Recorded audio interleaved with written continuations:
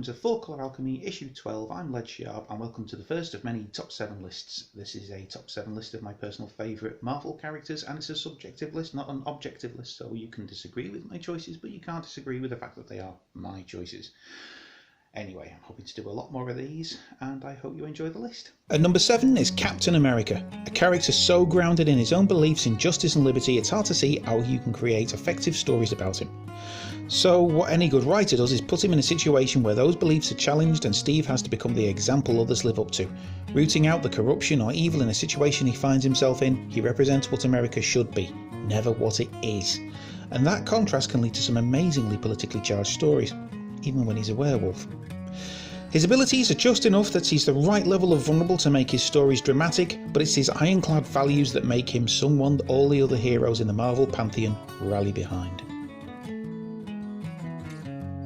At number 6, Spider-Woman, another character with a mixed up past, but where Captain Marvel is cosmic, Spider-Woman is street level. Her PI tales mixed with superhero antics in her last great run really grounded Jessica, and it felt like the character had found a niche at last. I really hope that the return to the classic costume is only for the group book that she's in, as the redesign was a solid mix of practical and superhero. At number 5, the Sentry. Yep, I'm the one that likes the Sentry. Bob, the Void.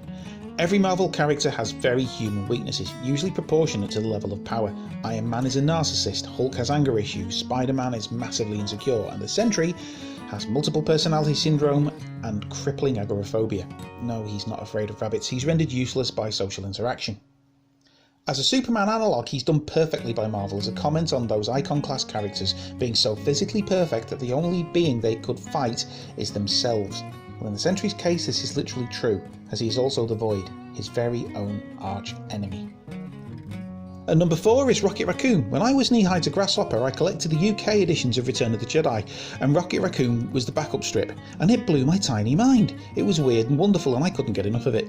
Despite that, I don't think it was ever finished in the reprints. Seeing the character today, it's startling how far he's come, and is even known to the general public, and still cool.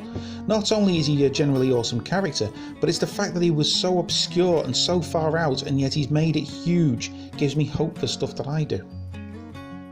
At number 3 is Hawkeye.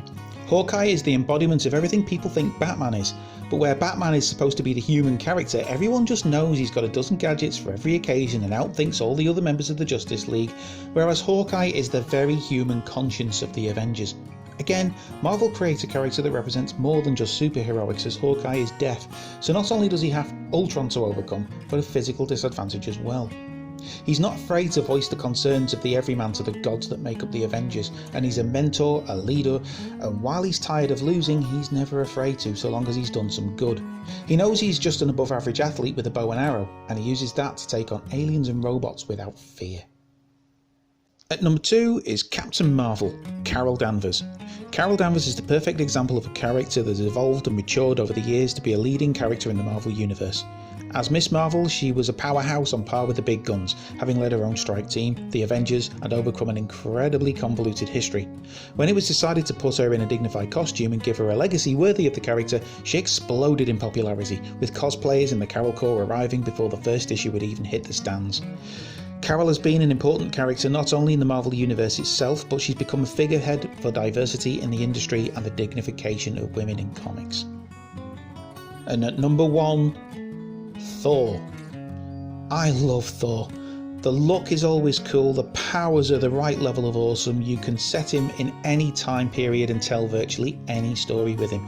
He's as honourable as Cap, richest superhero ever, as strong as the Hulk. He's a superhero's superhero with a mythology that stepped away from its classical roots far enough that it's its own thing. He didn't just earn the right to be worthy, he went out to teach others to be worthy, and he is the very embodiment of a superhero. So there you go, my top 7 favourite Marvel characters. I will be picking a couple of them and going into greater detail, specifically Captain Marvel, and when the film comes out on Blu-ray I will be doing a review of it for my new series 4-Color Celluloid, as well as a specific piece in 4-Color Reactions about how the character has become really, really important in comics recently. Yeah. She's almost the figurehead against the tide of anti-diversity that's coming from the not the industry but the actual fan base, which has become quite toxic over the years. Yeah, so there you go. Take care and have fun reading comics.